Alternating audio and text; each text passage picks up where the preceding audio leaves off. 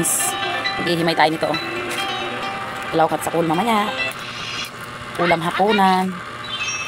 Dahil paborito nito ng mga bata. Kuhol. Tapos pako. Ayan. Lalaw pala natin sa pako. Pako sa kuhol pala. Hinihimay ko na. Para pagdating nila mamaya, lutuin ko na lang. Tapos yung kuhol, pupukin ko naman mamaya yun.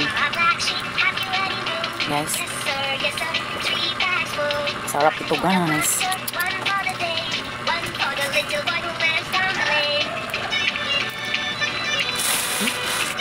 Ini tayo.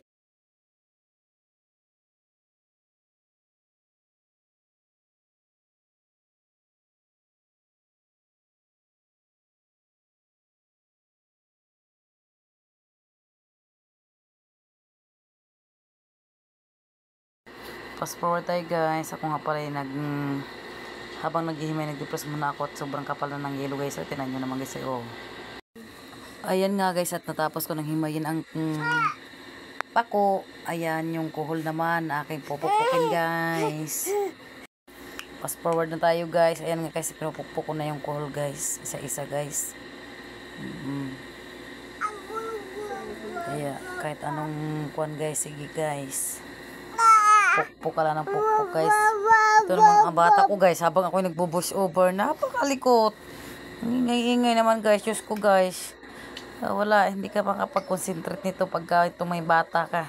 Sobrang ingay naman guys. Ayan guys.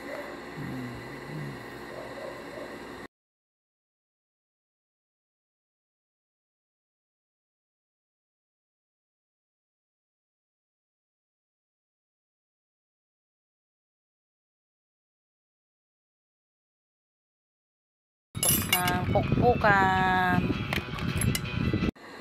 Ayan nga guys, at ako muna yung naglilinis ng aking rep. At katatapos ko lang magpukpuk ng kuhol guys. Ayan.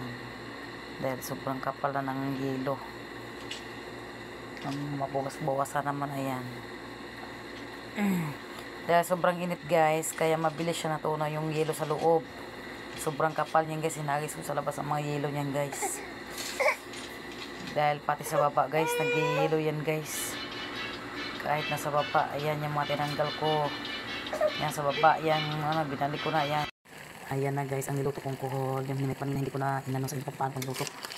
Guys, ang una kong ginawa guys, ito ay pinakuluan mo muna yung kuhol.